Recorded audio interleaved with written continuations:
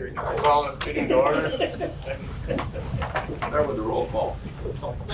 No. No, pledge first. No, pledge allegiance to the roll call on the same line. Pledge allegiance To the flag of the United States of America and to the republic for which it stands, one nation under God, indivisible, with liberty and justice for all. The deputy clerk will read the call. Dear Supervisor, please be advised that the Trumpealeau County Board of Supervisors will meet at 7 p.m. on February 19th, 2024 in the county boardroom. All county board members' claims are due in the county clerk's office by noon on February 2nd, 2024, so they can be prepared for audit committee approval. Sincerely, Paul L. Silverson, County Clerk. You want to call the roll? Sure. Bridget Turner. Here. Stacy Klein. Here. Richard Seisha. Yes. Lori Severson. Yes. Andy Todd. Yes. Emery Palmer. Yes. Kevin Adams. Yes. Dick Miller. Here. David Orsh. Here. John Awson. Here. Dawn Waldera. Here. Robert Becker. Here. Daniel Schreiner. Here. Kellen Nelson. Here. David Larson. Here. Jeannie Nutter. Here. Ron Johnson. Yes. 17. Certified open meeting law requirements have been met with proper posting and notification. We have 11 item agenda. We'll make approval. Move to approve. I'll second. Motion by Ms. Turner, seconded by Ms. Klein. All those in favor signify by saying aye. Aye. Opposed, same sign. Carried. Minutes. Motion to approve. I'll second. Motion by Mr. Larson, seconded by Ms. Nutter. All those in favor signify by saying aye. Aye. Opposed, same sign. Carried. Appearances. John here? No. We'll start with the sheriff. Just to see, Mr. Simmons.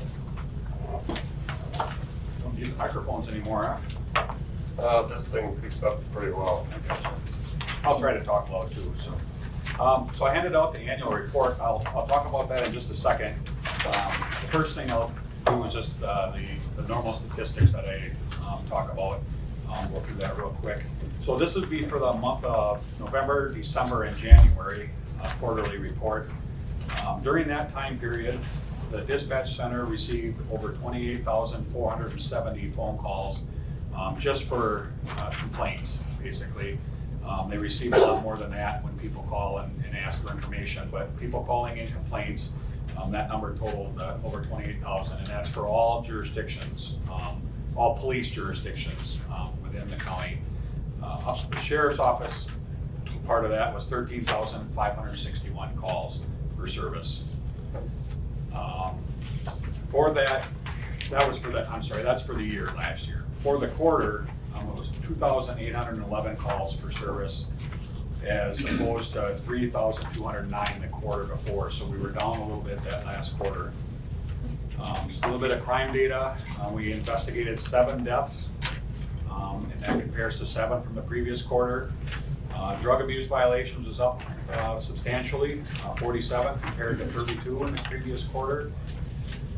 Simple assaults, which we commonly call disorderly conducts, 20 versus 28 in the previous quarter.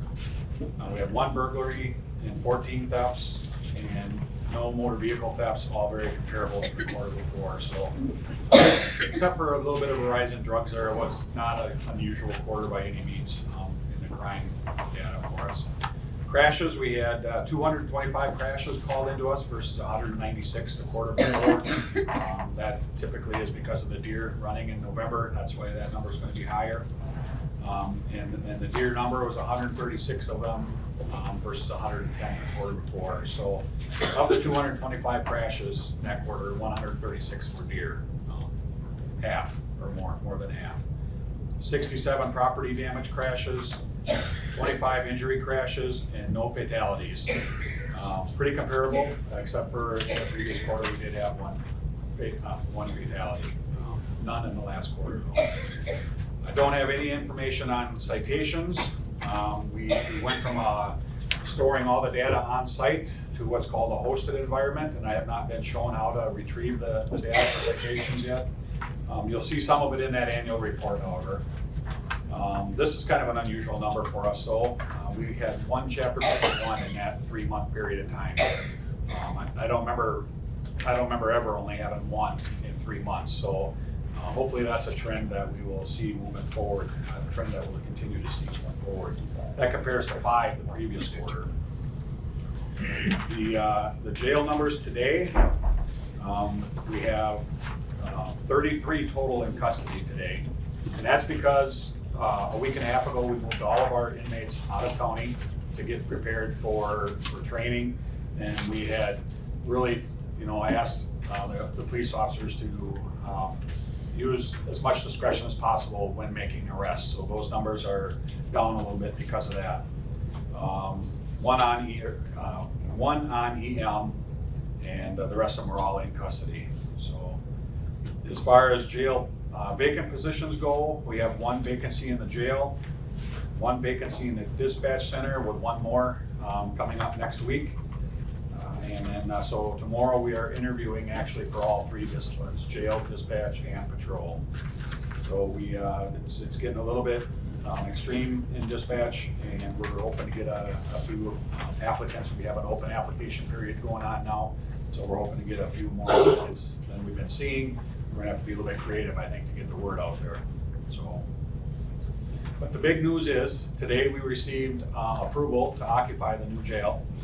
So as we speak, a transport team is on its way up to Barron County to pick up the first of 8 inmates that will come back. Then we'll do 8 a day the rest of the week, with all of them will be back here by the 5th day then. So I just want to take this time to recognize my jail administrator, Joan Cobble, and her staff for really going above and beyond. Joan for the entire project.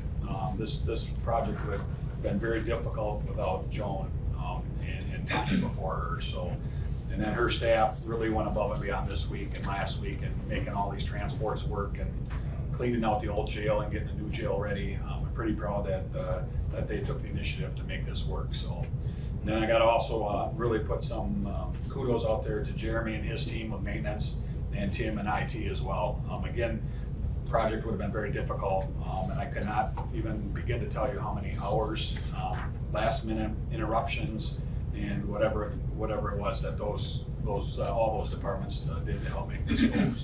So just kudos to them, and thank you for all the help, Jeremy and Tim and all the others. So the dispatch tower project, dispatch center and tower project, nothing new to report. That's still moving forward. We're waiting on equipment, hoping for the end of the second quarter, maybe into the third quarter, the way it sounds, before equipment will be ready. And then just one other thing I mentioned, we had our open house in December for the new facility. And it's not an official number, but I know Jeremy had 500 donuts there, and they were all gone. So not everybody had a donut either. So I assume we had 500 or more people tour the facility that day. And generally, I'd say 99% of the comments were positive, and people were really happy to be able to see it. And so I'm glad we did that. It worked out very well for us. So, any questions on the quarter statistics at all? So the yearly report, this is one thing that our administrative clerk puts together for me. They kind of keep tabs all year long on what to put in the report. So it doesn't mean that all of the major incidents in the county are included in here, but I would say 99% of them are in here.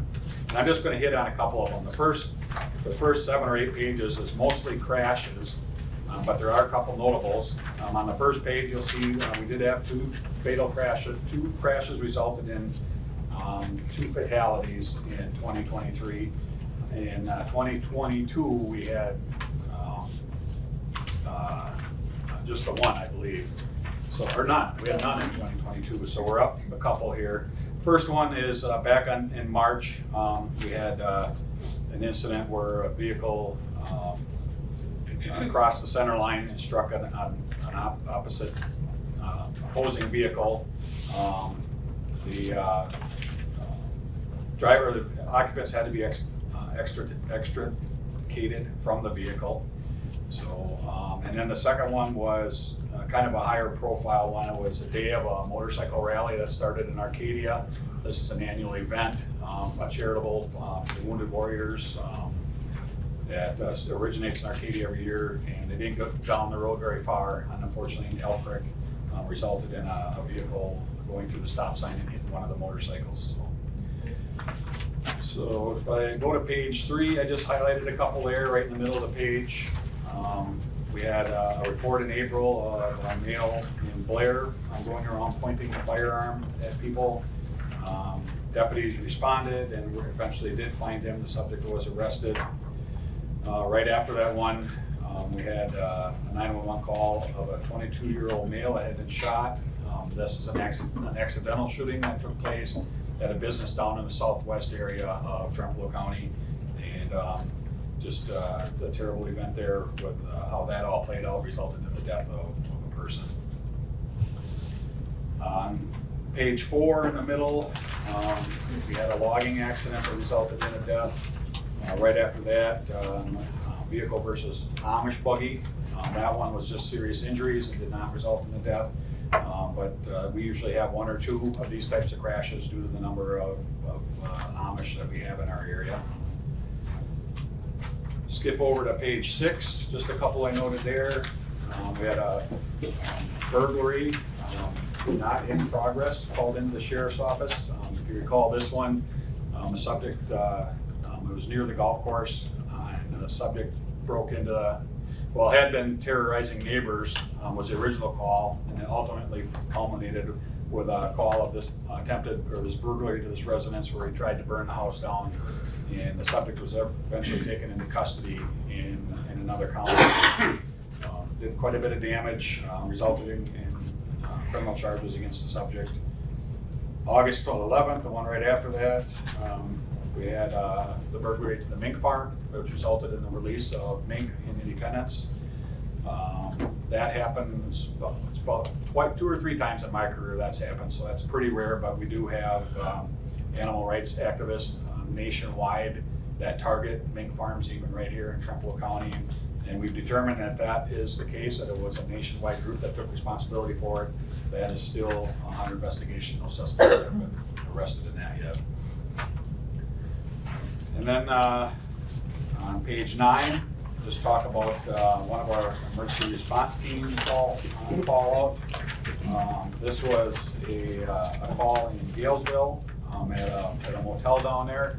And I don't know if I mentioned it at a county board meeting, but this one in many jurisdictions would have resulted in law enforcement shooting the suspect. I watched the video, and my team did an amazing job there of talking this person down.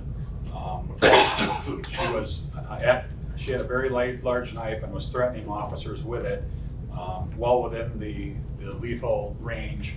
And they continued to have dialogue with her, and eventually got her to drop the knife, and they took her into custody. But again, we were very close, and I just want to give a shout out to both the sheriff's office and the Galesville and Trempealeau police departments. All were involved in that, and resulted in a peaceful ending. December 27th, on the top of page 10, I just want to highlight this one on the top there. This is a cyber tip that the sheriff's office receives from the National Center for Missing and Exploited Children. And the cyber tip is basically internet crimes against children. And this National Center for Missing and Exploited Children monitors the web, and then they reach out to the local sheriff's agencies when there's been activity from their areas. Trempealeau County per capita is number 2 in the state of Wisconsin for getting referrals from this center. And that has resulted in me assigning one of my patrol deputies to basically a full-time internet crimes against children investigation spot. Kind of disheartening that we have to do that in a county of 30,000 people, but it's happened, and he has had several investigations going on already. 2 have resulted in arrest. He did assist Buffalo County with 1, resulted in arrest of some pornography cases that had resulted in thousands of downloads of children on the internet or on this person's computer and phone. So we'll try to do our best to bring that into check, but it's a lot of work for even one person. I just want to highlight that we did have that kind of a call. So those are kind of the biggest calls of the year. Again, not all, a lot of them crashes. The next part there just talks about some services that the Sheriff's Office does. And the first one, the inmate worker sentence reduction program.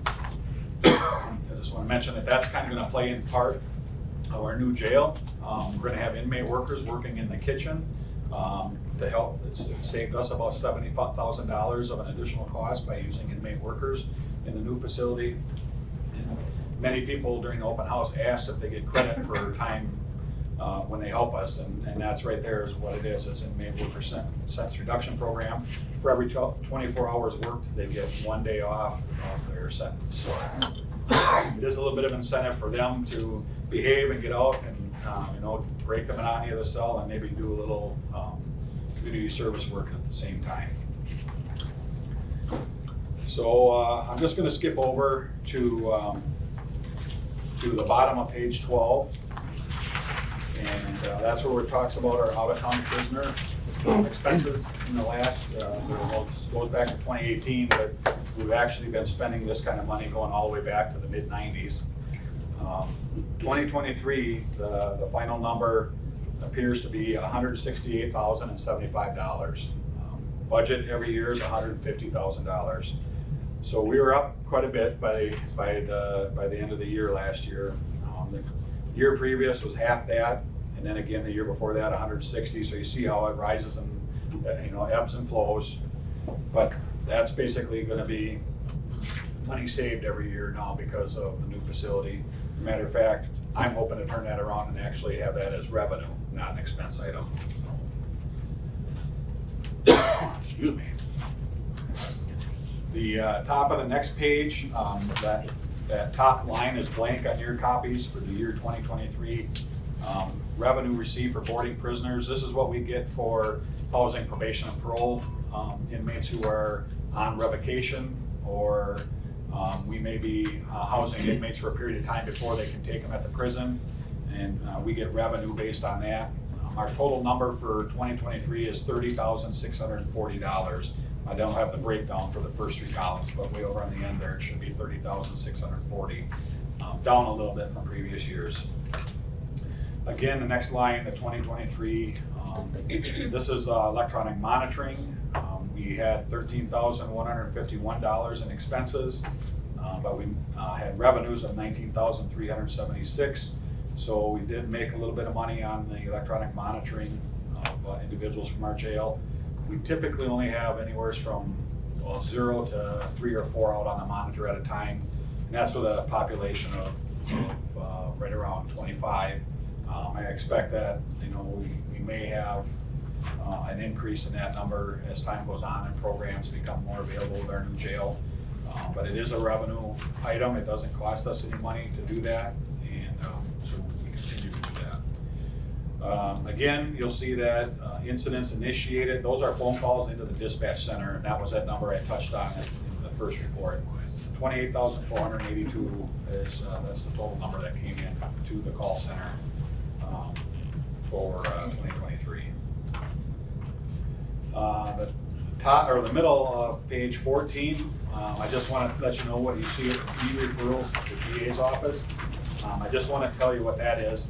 That is criminal, not necessarily arrests, but criminal cases that the Sheriff's Office investigates. And instead of handing a paper copy to the district attorney's office now, it's all done electronically, and we have a way to track that. So this is the tracking of the number of criminal cases that the Sheriff's Office referred to the DA's office in 2023. First offense OWI is not criminal, but that is one case that gets e-referred like that. So those include the non-criminal drunk driving arrests as well. And then on the citation page, I just want to note a correction there. We did not have a deputy write 13,917 tickets in 2023. He actually only wrote 143, so that's a correction to that, but I just want to point that out. The next few pages are just activities that our emergency government director participated in every month of the year.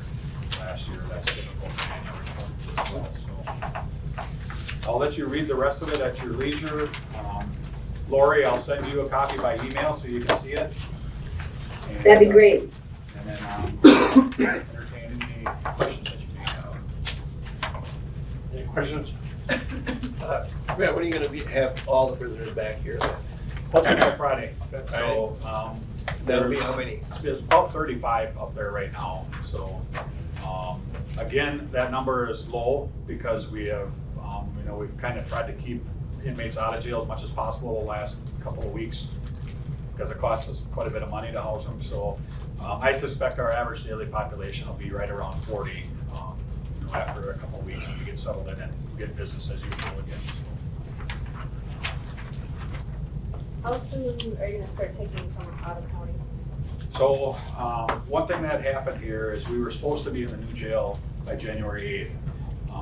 And the budget for me was about $5,000 because I just left a week or two cushion there just in case we didn't get in. And here we are, past the middle of February, and we have spent about $50,000 out of county already to date.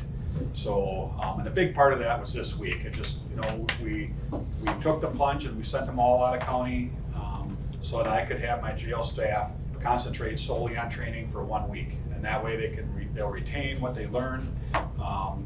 Otherwise, they'd had to work every single day in February, and it would have resulted in overtime on all of their days off. So the cost, I think, is still beneficial that we did it this way. So so as to get them trained adequately and so that they'll remember what to do. If they just started training in February and then had to remember it at the end of the month when we start taking prisoners in, I don't think that'd have been a good idea either. But anyway, long story short, I had anticipated bringing inmates from other counties around July, but to help make up for that deficit, we're going to be looking probably around April. And there is some demand out there right now close by, so I'm hoping that we can get 10 to 12 inmates in here by April and maintain that through the year, and that will help make up that difference. So.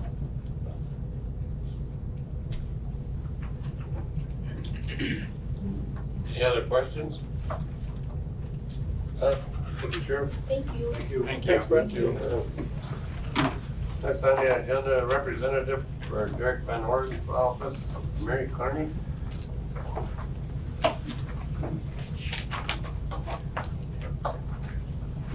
Hi, good evening, everybody. Thank you so much for having me. I apologize for not coming sooner. I have sat in on a couple of meetings, but I have yet to make my formal presentation. So I work for the office of Congressman Derek Van Orden. I'm based in La Crosse. I live in Vernon County. My role is a field representative, and at this point I cover La Crosse County and Trempealeau County. And I've also been, given the title of the District Director of Operations. So I help him with his scheduling when he is in district.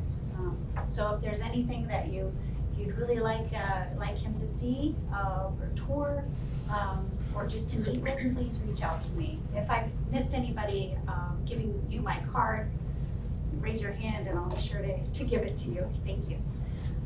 But just to give you a little overview of what we do and what we can provide, our main focus is constituent services. We can help anybody with a federal agency.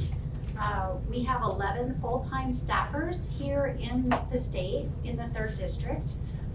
It's very constituent-based focused.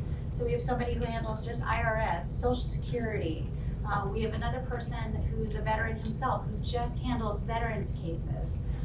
So far, just this year, we've gotten back $384,038 just closing 7 cases positively.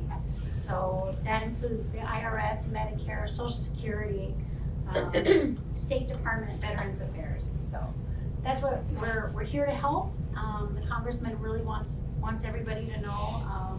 If you have you need any assistance, please reach out. That's what we're here for.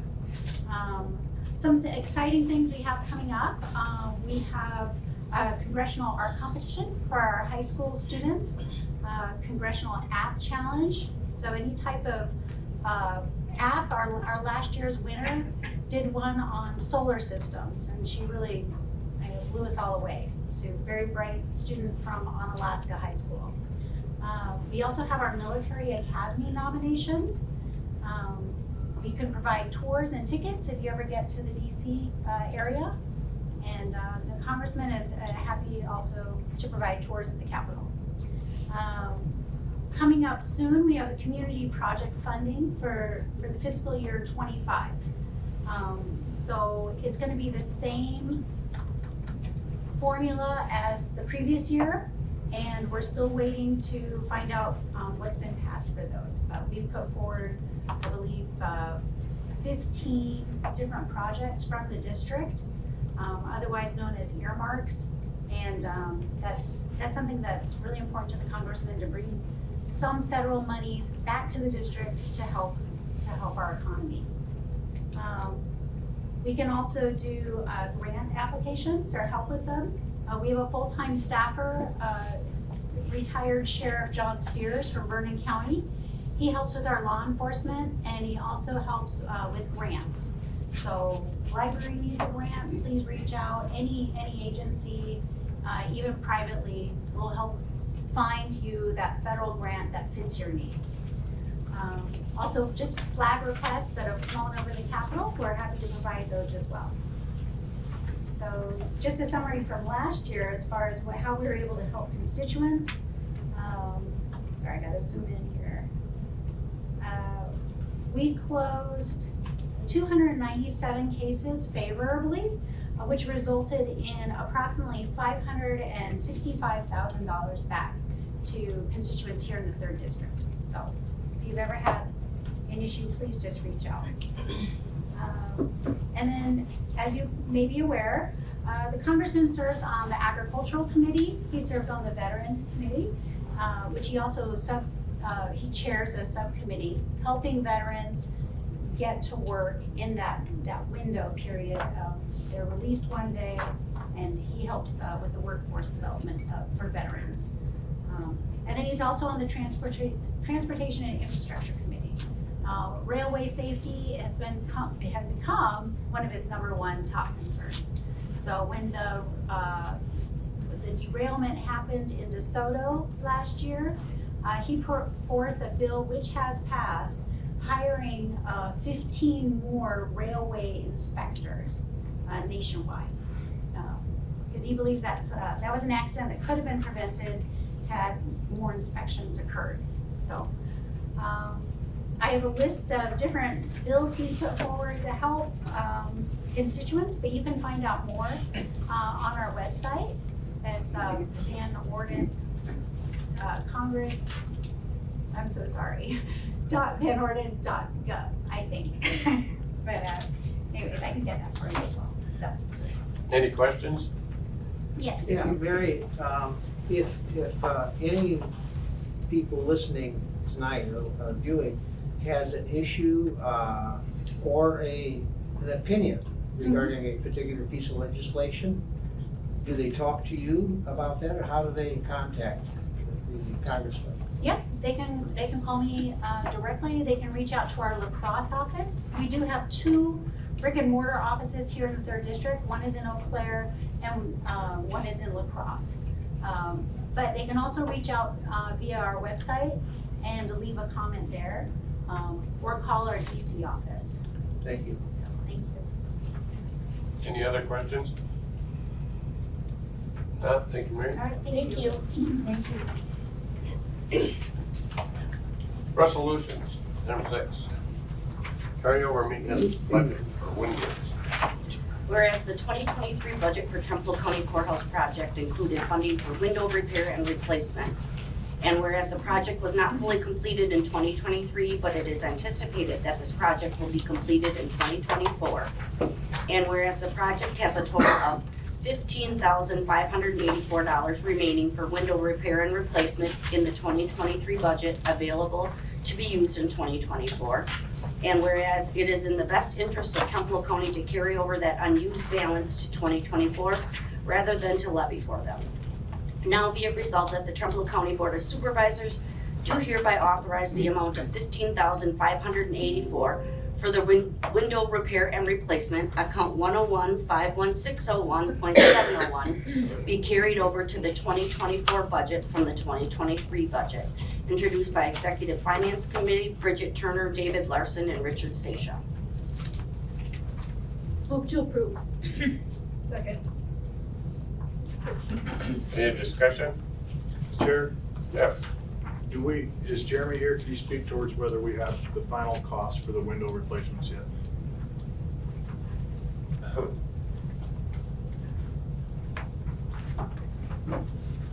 Right now, I don't have a final cost on that one yet, but I still don't know the extent of what remodels are going to happen in what areas of the building either. So I do know that something is gonna need to happen. So like I said, what I'm looking for now is to carry over either what I have, or I'd come back later with a project initiation if you wanted to go that route. But it's like I said, I'm not asking for more than I already have, so it's just carrying it over. But I don't have a final cost, but I know it won't exceed what's already in that line item. It won't be more than what I'm asking to carry over. Supervisor Walden. When, so say the windows come in at a cost of $10,000 rather than $15,000 and we approve this resolution. What happens to the remaining $5,000? Same as in the end of any other year, it just rolls back into the General fund. general fund. Whatever's remaining in any of my projects at the end of the year rolls back to the general fund. So if I get 20 grand for sidewalks and I spend 18, then 2 grand goes back. Yes, but in this particular circumstance, right, we're looking at window replacements. So is there a particular, I guess I don't understand, like how would we, I get that it rolls back into the, you know, any money that's left rolls back into the general fund, but would it be feasible or possible to use that money on other things in the interim besides windows? Like what fund is this really going into? Right now, it's under a capital expense project for windows. That's what it's labeled. So if I were to use it for something else, I would have to probably go to exec finance, ask to carry it from one account to another. Because if it's in windows, I can't get sidewalks or fencing Okay. or something like that, so. Okay, that helps me, thank you. I think at exec finance, we just passed 3-2. I know, David, you talked about putting this on, returning this to the general fund and putting the window replacement or whatever it gets to be on the remodel. Isn't that kind of what we just said? A couple of us thought. Well, there was several discussion points on, you know, if we don't know how much it's gonna cost to replace the windows, we could axe the project from last year and create a new one once we finally know exactly how many we're gonna need to be replaced. If I remember right, Jeremy, you said we may do more than what was Than what's on originally there, Right, yeah, so so- you may end up having to come back to us again for more money, so. Well, more than what I had originally planned. So I know it was Right. about $2,800 per window, so now instead of doing, 8 windows, I may end up doing 12, but it still wouldn't exceed the cost of what. Right, so the other What I- discussion is if we hold off on this and we find out, during the remodel process, there's all these more windows, we use a contingency fund from the refund or from the remodel project to fund that rather than a special project out of the general fund. I mean, those are options we can consider rather than just keeping this going. Do we have a date when we think this might be done? That's the other question. For the most part, once I figure out what we're doing with the remodel portion of this building, because there's a few different options, and some of them, when I read through the piecework of each one, some of them have window things in it, some of them don't, depending on the cost, depending on the final outcome of what we're looking at will depend on this. So again, I'm in 100% agreement that if I get it to carry over, then let's say I need to start the project, I have the funds available, I can start it next week. If it doesn't get carried over, I'd start a new project initiation request and start it that way. Depending on when it happens and when exec finance met before, it may not be able to start until next month or the month after. So, those were the discussion points, and I suggested we hold off until we find out how much money that's gonna actually cost, and if we can build it into the remodel, it would be covered there without having a special project. May I ask a question? Yeah.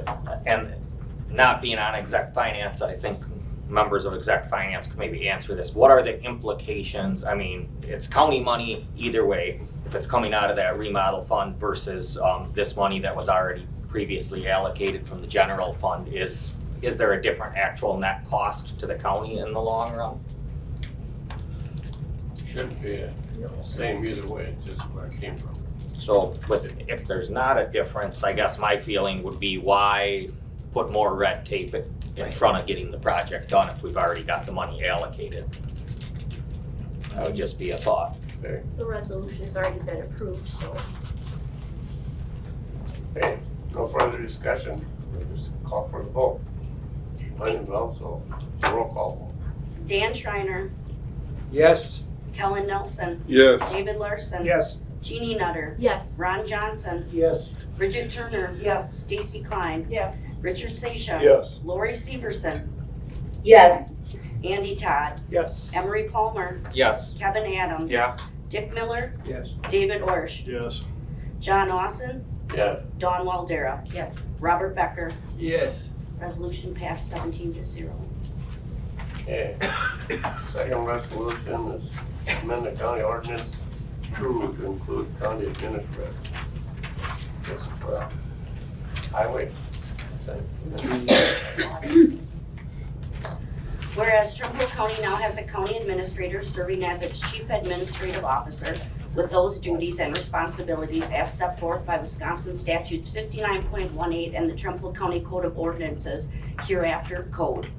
Whereas Trumpealeau County is in the process of updating the Trumpealeau County Code of Ordinance to reflect this supervisory change, and whereas one such ordinance update still necessary to make is to the current Trumpealeau County Ordinance 2.049J regarding the audit committee to include the county administrator. Therefore be it resolved that the Trumpealeau County Board of Supervisors hereby amends Trumpealeau County Ordinance 2.04 (9) J to now read J, audit. Self-filling county board chair, 2 county board members to serve on a rotation basis for each meeting, and county administrator. Both the county administrator and board chair will attend if possible, and either may send a designee if unable to attend. If any member is absent from a meeting, the board chair shall designate another board member to fill in for the meeting. Number 1, review and disapprove all bills. Number 2, review and, if applicable or acceptable, propose county board's members' claims and bills for approval. 3, propose dog damage claims for approval. Introduced by Exec Finance Committee, John Austin, David Larson, Richard Seisha, David Orch, Bridget Turner. Move to approve. I'll second. Motion by Supervisor Nutter, second by Supervisor Turner. Any questions? So when we were going through the process, discussing our administrative options, it was mentioned by the WCA that this is maybe a step that we don't need us as supervisors to be involved in. Do we find it necessary? Because looking at, it would save us a little bit if we didn't have to be there.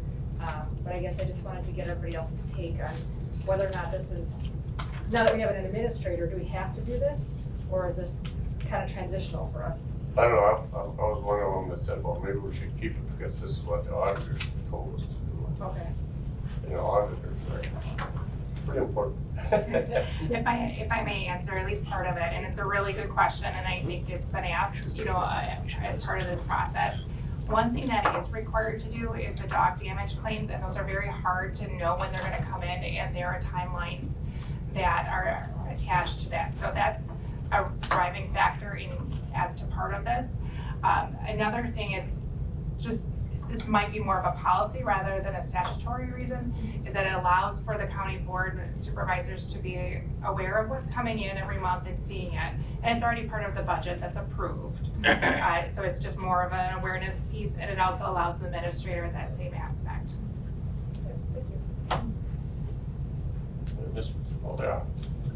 I guess just a comment, and that is that I was thinking along the same lines as Stacy, that we had talked about potentially not needing this, and I recognize the benefit and the points that you brought forward. I'm wondering if through some of our collaborative work going forward with this committee, we can work to identify a way to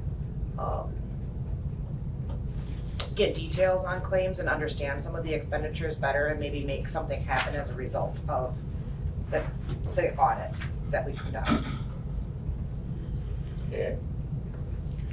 Yeah, I've had this discussion with some of the board members, and I and I do like the way we do it now.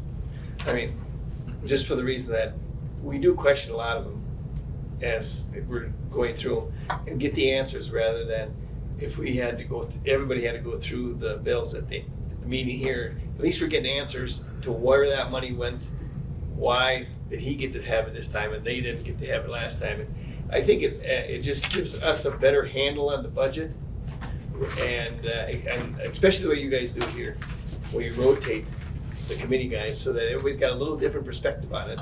And I just think it keeps us a little more on top of where the money's going. And that's just my opinion. I ain't saying it's right or wrong. I'd have to agree with you. Supervisor Nutt. I think I agreed to do budget review for somebody this week. It is this week, right? Or is it next week? Audit, Audit, audit I'm is sorry. Thursday this week, yes. It's for you? Okay. Well, thank you. So I'm doing it Thursday. Okay. And you're doing it for me on the 14th, whatever. Okay. Good, thank you. I was, Okay, dealing with a cold, so I forgot. Keep restrained, keep restrained. no other questions? I think this. Chair, I got one more, and I don't remember if we discussed this or not, but maybe it's good for the entire board.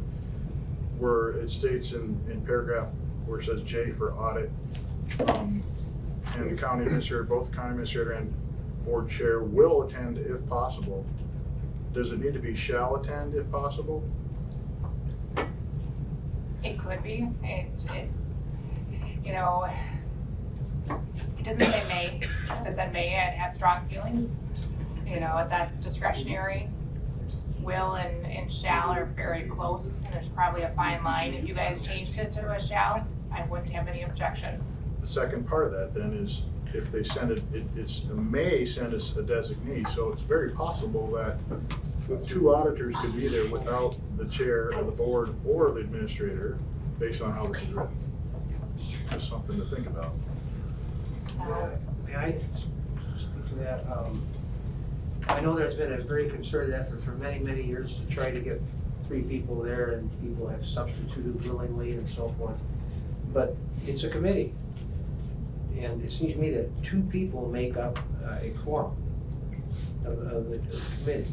So I'm addressing your comment when I say that. So I think it would be appropriate if 2 people can't be there, if the 2 board members can be there, that they can go through the bills. Is that reasonable to assume? I don't remember ever seeing 2 people. It seems like every time I've been involved, there's always been 3. When I served as chair, we always had 3 people.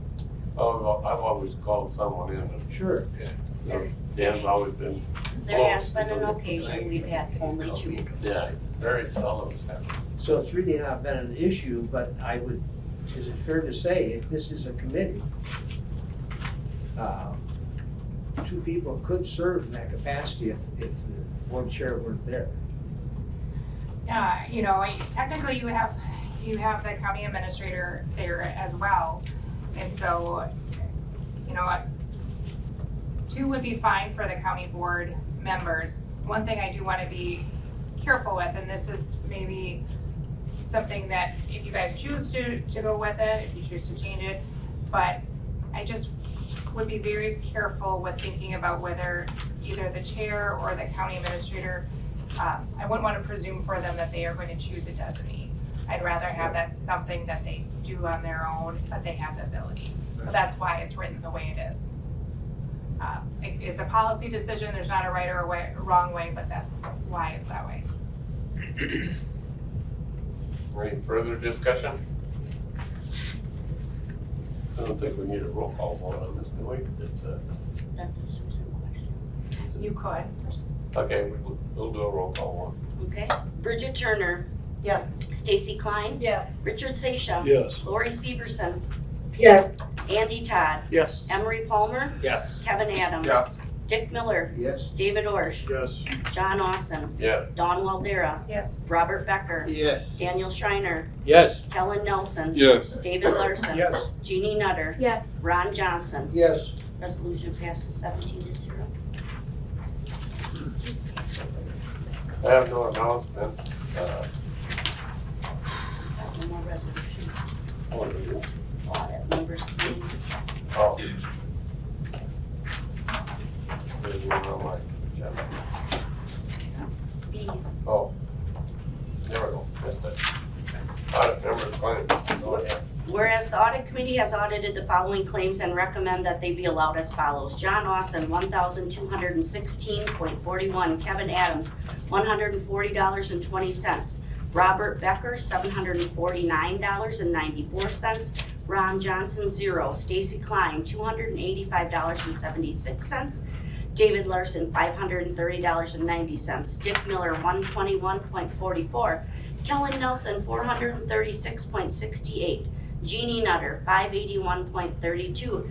David Orsh, $104.69. Emery Palmer, $50. Richard Seisha, $219.68. Dan Schreiner, $153.35. Lori Severson, 0. Andy Todd, 0. Bridget Turner, $512.48. And Dawn Waldera, 0. Now be it resolved that the claims be allowed as shown, introduced by Audit Committee John Austin, Dan Schreiner, and Kellen Nelson. Motion to approve. Second.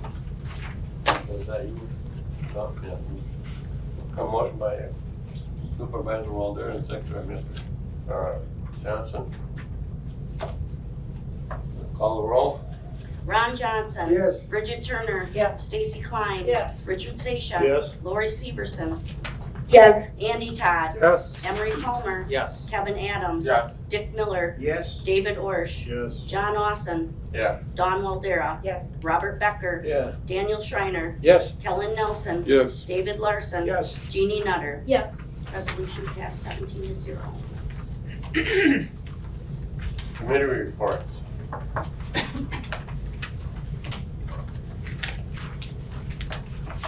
Budget update, but I got it in your packet. Paul is. And there was one on your desk. Dawn handed out. Yeah. Unless you do it. It's in your packet anyway. Memo from the PDED committee recommending Petrie Park Study Committee. Lot of things we kinda- You all get it in your You've packet. made a decision, so we're just, We kind of made a decision, we want to postpone. What, you want to go explain that? Sure. So, we're gonna take a little bit of time just so that I can get introduced to the park and have a tour of that and we can have some further discussions. So Dave and I are gonna go out later this week, and take a afternoon tour that he'll share with me as well as with Jack. And then we'll, bring together a group to, talk some more about that before we designate the date. Any questions at all? So we're just gonna bypass that part. Correspondence, we have got a couple letters actually from Jessica Schoonover and also from, I forgot what her name was. Cindy George. Yeah. This first one's from Jessica Schoonover. She's the Trempealeau librarian. She says, "Happy New Year from the Shirley M. Wright Memorial Library. As we move into a new year, I think it's wise to look back at our previous year's work to encourage and motivate us for the year ahead. As this information was recently shared with our Library and Village of Trempealeau Board of Trustees, I thought it was important to ensure you also see this data. It is because of the strong support and consistent funding of our municipality and county that we are able to make such a large impact in the communities we serve. Your taxpayers are taking advantage of all we have to offer, and we here at the Trempealeau Public Library are honored to serve them. Thank you for your service to our taxpayers. Jessica Schmover. She also has a memo thing that went out. The other one was basically a complaint. I don't know if you have to read the whole thing or not, you can. I think everybody got it. Cindy George letter, did you Yep, guys she receive sent it that? to all of Well, us. Well, everybody I got got it. Everybody got that letter, and there's really nothing as a board we can do to, although we financially support libraries, we have no control over what's done inside. I reached out to Ms. George too and kind of reiterated the same thing you did, Mr. Chair. Okay, and you want to explain why? Absolutely, so the chair is correct. I, having read that letter myself, looking at what her concerns are, what she is fearful of, the county does not have the authority to take action on. It's just not allowed under state law. Okay.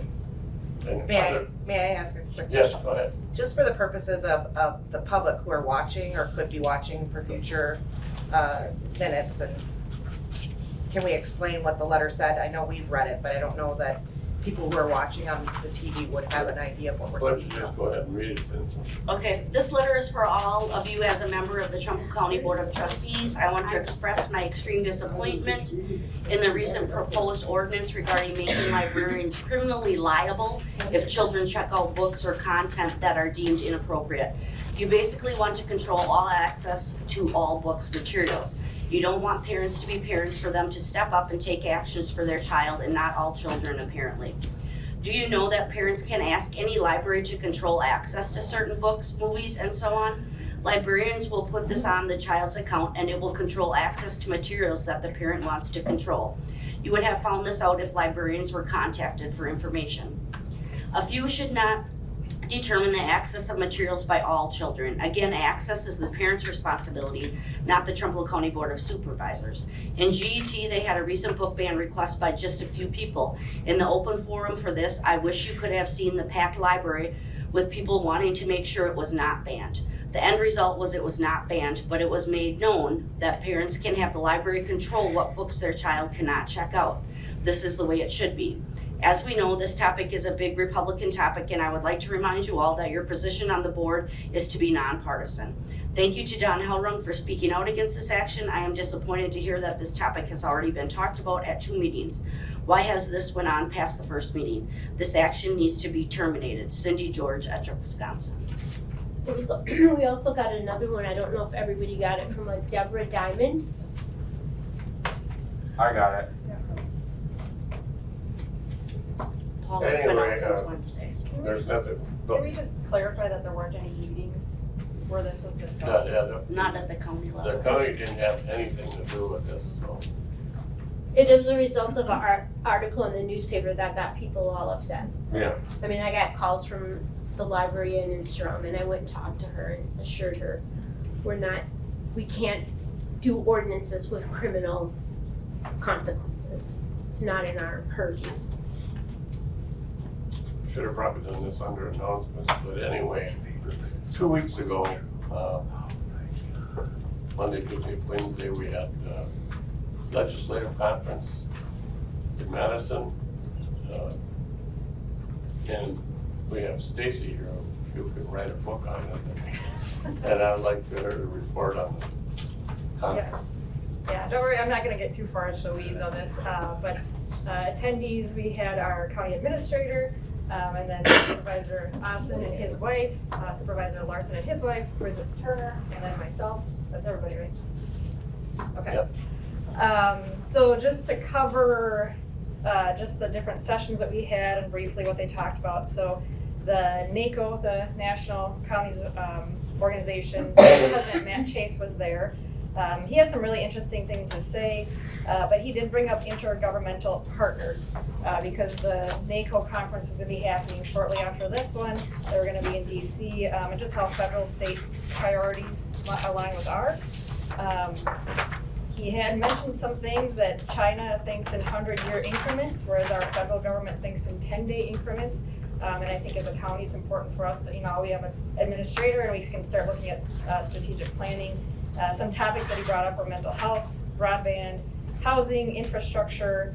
He mentioned 80% of counties are rural. I think that's all I'll cover from that section. Then Governor Evers was there to discuss, so he highlighted some of the bigger legislation that went through this last legislative session. So the brewer bill, the alcohol bill, shared revenue, of course, was really big, affordable housing, schools. Some topics or areas that really need attention yet are broadband, childcare, healthcare. Then they went into economic development. So they addressed especially those northern counties where the lack of snow has had a major impact on their tourism. Looking at low interest loans, supporting local businesses. They also talked about the lower birth rate and how we have a major workforce shortage, and that's just going to worsen over time. Some companies are getting really creative and innovative. For instance, they mentioned one company where they used to need 40 welders. Well, of course, it's hard to get that many, but with automation now they're down to 6, so they could keep their workers and keep them busy. Other areas with them, she mentioned Rice Lake. They're working with kids that are on the bubble, like high school kids that are on the bubble. Sometimes businesses will pay for their schooling and then they can start working right away. Also UW system is working on connecting education and businesses. Other areas that they mentioned that Wisconsin has the highest healthcare cost in the nation, which I had not heard that before. There's also a large employer in Barron County that saved more than $1 million in their first year with an in-house clinic. So finding other routes that we can go, and we know what's going on with Eau Claire, we're gonna have to take a look at other options. So then it went to the WCA legislative team. I'll just mention a couple things. This has to do with when we go down for the county ambassador program, what we're lobbying our officials for. They mentioned a drug that apparently comes from veterinarians, so I'm not sure exactly how people get a hold of this, but they're finding overdoses with opioids, and Narcan doesn't touch that. Also talking about, they said crisis now. So we've got the 988 number that someone can call and talk to someone, mobile response units, having a safe place, crisis urgent care, psychiatric residential treatment facilities. I'm just looking for other ways that we can provide those services that aren't necessarily the traditional ways, since we just need a higher amount. The kinship care the kinship care for relatives that passed, and then Donna's gonna make sure you knew about that. Did not know. That's great. Yeah. And then electric vehicle infrastructure program. So just talking about how utilities are the only ones that can charge for the kilowatt hours. So they're working on things there. Another big one is PFAS.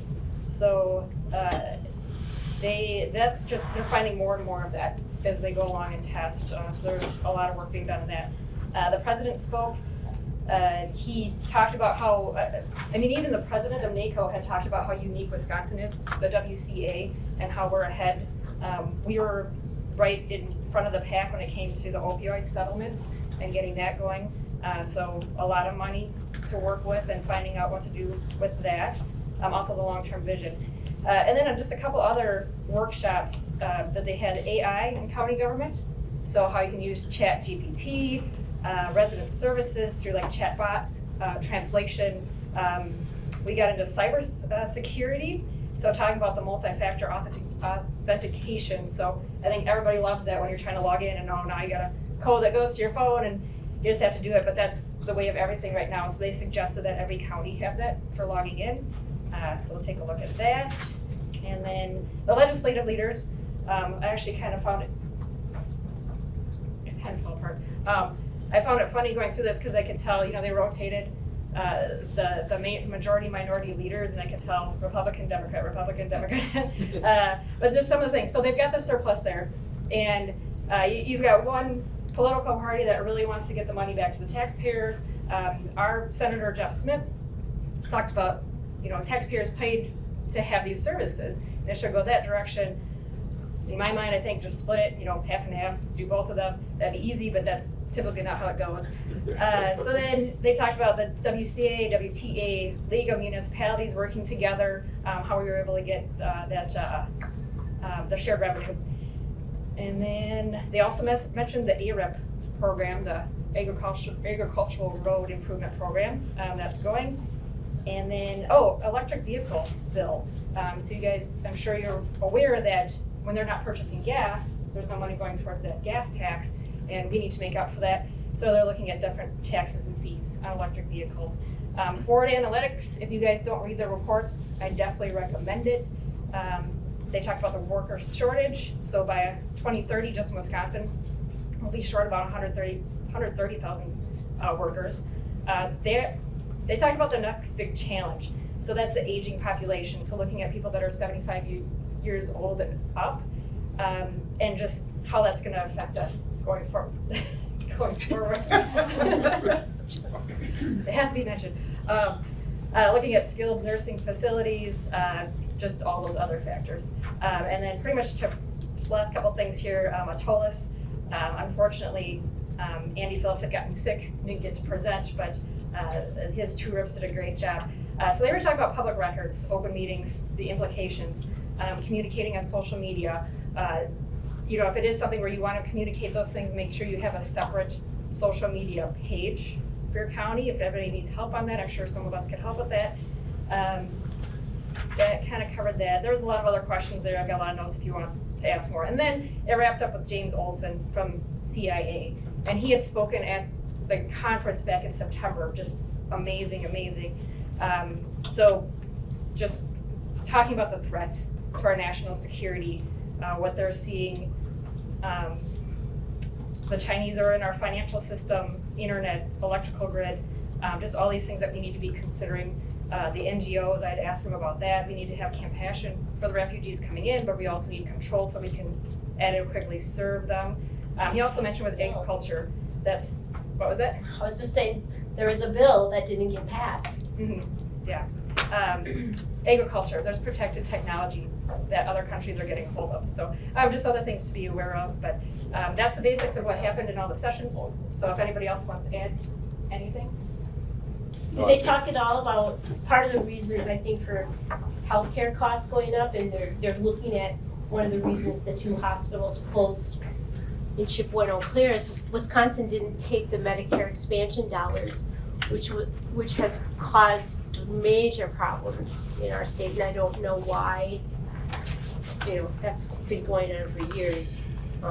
44 other states took the Medicaid expansion, we did not. Supervisor Becker. Stacy did, when they talked about the surplus, did anybody bring up, and if I missed it, I apologize, daycare to help with, did they talk about that at all?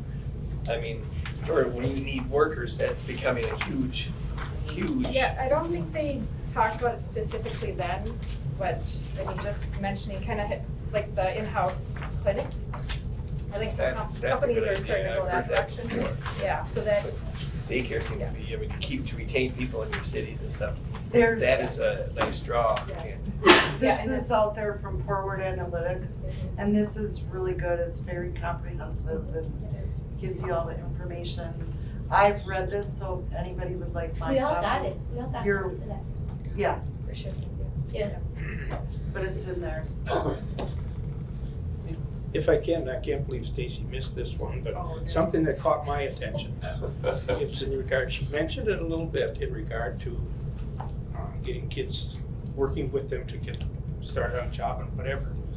The gentleman stated he would like to go into schools, or likes to, and survey mid-year seniors and just ask them, what's your plan? A lot of them college, a lot of them tech school. The ones that said, I have no idea, are the ones he wanted to connect with. Because those are, in his opinion, those would help solve another problem, because those are the kids, if you can get them trained and get them to work here, they'll stay here and raise a family here. If they can live somewhere, that's the problem. There's no place to live in this county for a single adult. I mean, housing is really. I don't think he was talking single. Right, but I mean, no, but I think it is a really serious problem. Yeah. Housing and daycare, and you can talk about daycare. I mean, we don't have enough people working. Western Dairyland has great daycare, but they don't have enough staff to run all the programs, so people aren't moving it, you The know. next legislative session, they are going to be focusing on kind of all of these topics, you know, whether it be workforce and trying to garner young people to stay in the state or move back to the state after they graduate, the child care and everything. So I think we'll begin, once they get back into session, we'll begin to see more of that. We really need to focus on housing in this county. That's one of the reasons college students don't come back here is because they don't wanna live in their parents' basement. We are on the land use committee. We're in the infancy stages of that. Yeah. No other questions? No, thank you, that was very helpful, that was really good. Excellent. I just got to throw out to one of the other hurdles in regard to the EVs. Right now, if you put an EV charger, say, in your gas station, you can't sell it by the kilowatt. That's against the law because you're not a utility. They're trying to change that law. I have not heard of any updates on where that's at. But that's one of the things they're trying to. So you could sell that electricity by the kilowatt hour. And right now, it's against the law unless you're rated as a utility, and that's a nightmare. Yeah, there's 3 levels and then, Yep. it's opening it up. Well, we can pray for really, really, really cold weather, so they got to stay plugged in for 24 hours to stay warm. Sorry, I figured all that out yet. Whereas out west though, every gas station Hey, What's that? would. I think that's probably enough on that subject. But in this state, they can't. Yeah. Favorite part, one more item to go, but, item 10, I'll make a motion to instruct the clerk to pay mileage and per diem. Second. Motion by Mr. Johnson and second by Supervisor Nutter. Call the roll. Richard Seisha, Yes. Lori Severson, Yes. Andy Todd. Yes. Emery Palmer. Yes. Kevin Adams. Yes. Dick Miller. Yes. David Orsh. Yes. John Austin. Yes. Don Waldera. Yes. Robert Becker. Yes. Daniel Schreiner. Yep. Kellen Nelson. Yes. David Larson. Yes. Jeannie Nutter. Yes. Ron Johnson. Yes. Bridget Turner. Yes. Stacy Klein. Yes. 17-0. Okay, item 11, adjourn. Yeah. Just won't be here. 808. 808.